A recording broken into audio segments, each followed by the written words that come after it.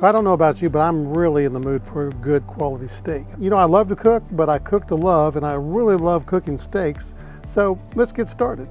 You know, I get to talk to a lot of people about cooking, and it's amazing to me, it really is, in today's society where people just love to cook and there's so much on the Food Channel and YouTube videos, people get really intimidated when it comes to cooking a steak. They're novices, they don't have the slightest idea what to do, where to start. They might have a big fancy grill in their backyard. They have all the equipment that they need, all the seasonings, and they look at a steak and they're just dumbfounded, bewildered, and really don't know where to begin. So I hope today in this video, in the next few minutes, I can strip back some of the mystery, some of the intrigue perhaps, and give you some basic principles, mechanics, so you can go the next time and cook a steak and meet that steak head on, and you own the steak rather than the steak owning you. You're gonna conquer that steak. So where do we begin? Well, I think the first thing you need to know about cooking a really good steak is you must know your steak. Now, I know that sounds a little funny and trite, but really you need to know your steak. And may I tell you that not all steaks are created equal. I've got several steaks up in front of me here. T-bone with, of course, a bone in. Then I have the famous ribeye with all that beautiful marbling. Here's a sirloin, and of course here's another ribeye. I don't have a New York strip or a tenderloin with me, but if I did, the same principle would apply. All of these steaks, whether you believe it or not, have their own idiosyncrasies. They all cook a little differently.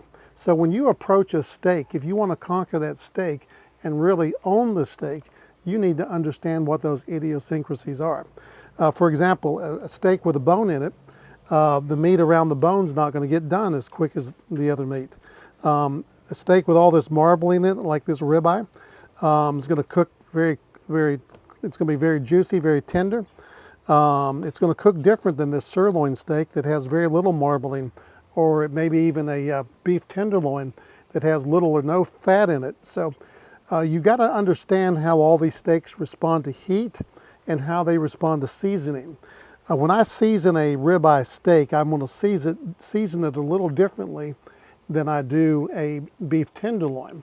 The tenderloin needs a little more seasoning, I think, and because the ribeye absorbs the seasoning so much better. And when I say know your steak, you got to know the thickness. I prefer to cook a steak that's about 1.5 inches thick. Now these steaks are about 1 inch. I went to the butcher yesterday, and this is all they had, and there wasn't anyone there to cut me a big steak. So don't write to me and complain that, well, if you're going to cook steaks, you need to get a real steak. I found in these post-COVID times, sometimes we get what we get, and we're happy with it. And I'm happy with a 1-inch steak. I'm perfectly fine with it. But realize that the thickness of your steak is going to determine to a great extent how you cook that steak. So step number 1, know your steak. When you buy a steak, get a good quality steak. Don't go down and buy some cheap, inexpensive steak. I don't care what kind of equipment you have, how well you season it, how many tricks of the trade you know. If you don't have a good quality steak, it's not going to be a great steak. And we want to cook not good steaks, we want great steaks. So the second thing I think is important is we need to know our seasoning. I'm of the opinion when it comes to cooking steak and most anything, I don't care what it is, simplicity is the key. And a lot of people have all their seasonings and that they want to put on it, and I see nothing wrong with that. Little garlic powder and you know, some things like you might want to do, marinate the steak. Not a thing's wrong with that. But I think simplicity is the key to this. And I just like to use salt and pepper as my dry seasoning. And then in addition, and some people use Montreal or Chicago seasoning. Those are all good. I've used all of them. They're wonderful. But let's try to keep it real simple, okay? And then we have those dry seasonings, and then we have the aromatics that are optional.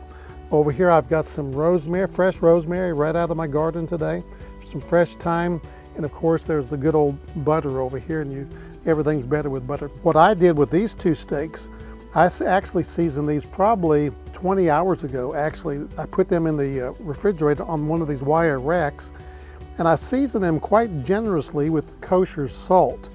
And someone says, well, isn't the salt going to draw out the moisture? Well, that's true. Salt will draw out moisture. It'll draw out some of the wood.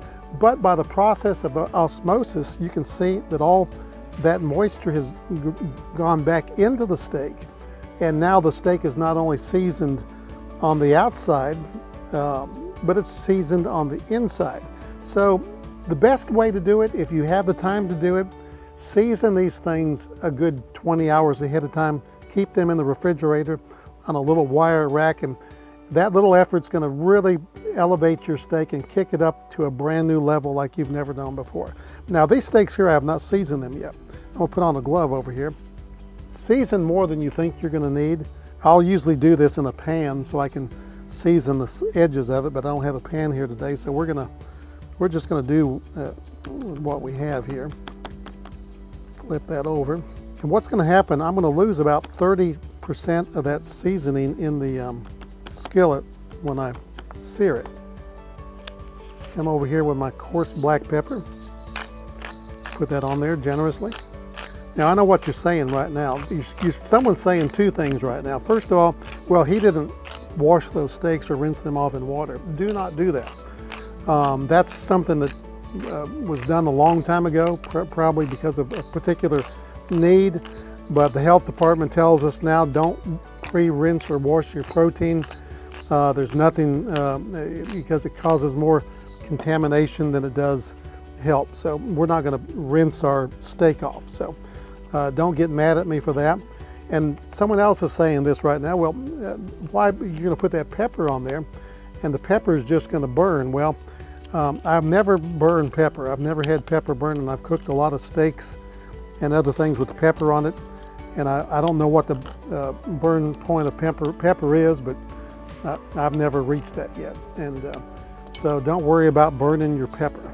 In regard to the aromatics and the other seasonings we're going to use today, I have some shallots that we're going to throw in the pan, and I have some garlic that we're going to roast in the pan, and that's going to really create a lot of good flavor. So I have over here a cast iron skillet. You need a heavy cast iron skillet, or on my grill, which is behind me, I'm cooking something else back here, I have a griddle. And a lot of times I'll get that griddle really hot and I'll do my steak on that griddle. So we have a couple options. We can cook the steak completely in the cast iron skillet to the desired doneness. I like mine rare, which is about 130.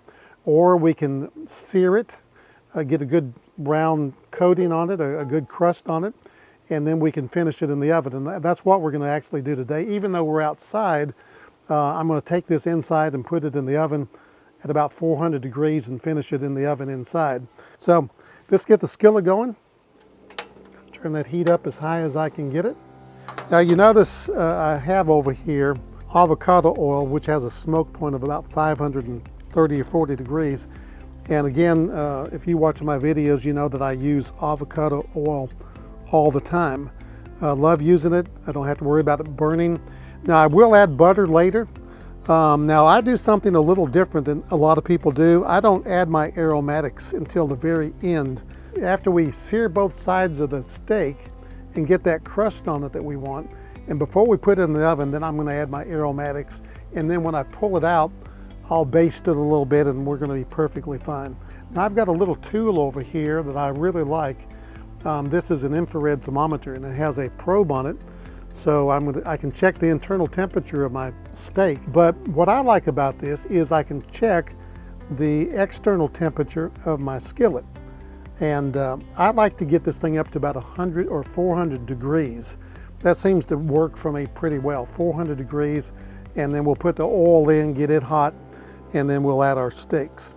Another thing I'm going to tell you about cooking with gas on the gas burner. Of course, I'm using this portable burner today. But the same thing applies if you're inside. Gas burners have a tendency to cook hotter on the outside of the skillet. That's just the way the flame comes up. So I'm going to take these steaks and I'm going to put one on one side and one on the other, and not in the middle, because the middle will be the colder spot of the skillet. Now if you do this inside, let's say it's raining today or snowing or we're out of charcoal or whatever and we just can't come outside to cook, I'm not going to worry one single bit, because what I'm doing right now outside, I can do all of it inside without a problem. But if I do it inside, I want to make certain of a couple things. One, I have good ventilation, because this is going to put off a little bit of smoke in the house. Don't want to set off those fire alarms and have the fire department come. So we're going to make certain we have good ventilation in the house. And let me tell you something else, some safety. I watch a lot of videos. No one ever talks about safety when it comes to searing a steak. Now, when I sear something or blacken fish or whatever I do, I want to make certain that, one, that I've got all my mise en place, everything's gathered together so I'm not searching for things. And I want to make certain I have no interruptions, because I need to give this, it's so hot and these steaks are so expensive, I need to give this my total undivided attention. Now, if you live in an apartment, you may not want to do this. If you live in a condominium, a large condominium, or you're on vacation and you want to sear a steak, you better find out what the regulations and restrictions are at your condominium or your unit, because you definitely don't want to burn the place down. So our skillet's good and hot. I'm going to go ahead and add my oil, and I'm going to be fairly generous with the oil. We do want to get it a good coverage there. And when we put this steak on, we want to hear the sizzle. Now, of course, you know this. A lot of you know this already. But if you don't, if you're a novice, you've never really cooked a steak like this before, when we put this steak in, don't lay it in towards you, because we can splatter the grease up on ourselves here. So we're going to lay it very gently and carefully away from us. And so I think it looks pretty good and ready. So I'm going to test it a little bit. I'm going to put a little bit in. There we go. Hear the sizzle? Now we're going to sear all the sides of this steak.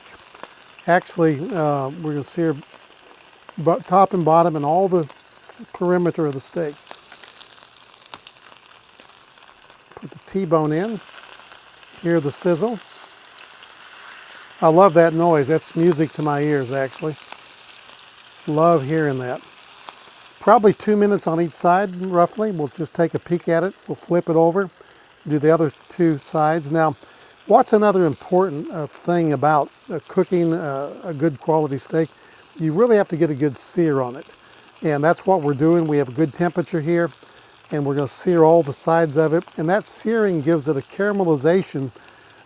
It not only gives it a crust to it, which is a good texture, but that caramelization adds an extra layer of flavor, which really makes it a top quality steak. And even a mediocre steak can be a much better steak by doing this process here. So we're going to take a peek here. I think it's looking pretty good. It is looking great. So let me go ahead and carefully, I'm going to get it on the side. We'll turn it away from me again. That side there didn't get quite as brown as I'd like, but we're okay. We'll get this other side down. So press it down here. Remember what I told you about the middle of the skillet being the colder spot? Well, that proves my point right there. Turn this one over. That's cooking a little better. So I think that was maybe 2.5 minutes on that one side right there. And let me bring up another point, which is good right now because we have so much going on in the skillet here. Get a skillet big enough to not overcrowd. Obviously, I put this T-bone in here, which took up a little more room than it would have if I had put a ribeye in there. So be sure when you do this not to overcrowd your skillet because we don't want to steam the steaks, we want to sear the steaks. And if you steam them or put too many in there, it'll steam the steaks. Now, one thing I did get to tell you, I just recalled, if you season your steaks just before cooking, pat them dry with a paper towel so you don't have all that moisture going into your skillet. I think we're about ready to pull these out. So carefully get underneath that. Take a little, I'm going to turn my heat off here. Take a little bit of that oil off of those. I'm going to lay those on a rack for just a minute. The reason being, I told you I had just a little too much oil in my skillet. So I'm going to very carefully pour some of that off. So I'm going to take the steaks and put them back in the skillet. Still good and hot.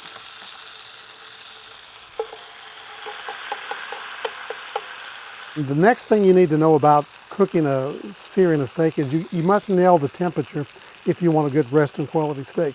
Well, some people say, well, how long do I cook it? Well, I really don't know because your steak may be thicker. It depends on the cut of the steak, as we already talked about, and your oven may cook a little different than mine. So there are too many variables to tell you an exact amount of time that you're going to need to cook this steak. I want this to be about 130 degrees. So I'm going to go ahead and add the aromatics now before we put it into the oven. So we've added those aromatics. I'm going to go ahead and stick it in my oven inside about 400 degrees, and we'll check on it in a couple minutes and see how it's doing. So there we have it. It just came out of the oven. We're going to let it rest a little bit. I think resting is important, of course, because that steak's going to keep cooking. I'm going to take some of this butter down here in the bottom and these herbs, and I'm going to tilt the skillet a little bit and baste it. I found if you have a little ladle like this, it's a lot easier than trying to use a spoon, actually. Now, you notice I used butter with this. I could have used clarified butter or ghee on this, which would have been great. I wish you could smell this. It just really smells absolutely wonderful. And if you want to know about temperatures and doneness of steaks, I'm going to list a little chart on in the description section of the video. I can hardly wait to see someone enjoy these in just a few minutes. Thank you for watching the channel today. Like this video today, share it with your friends, and if you haven't subscribed, please subscribe and tell all your friends. It's not going to cost you a dime. And remember, above everything else, love to cook and cook to love, and I'll see you next time.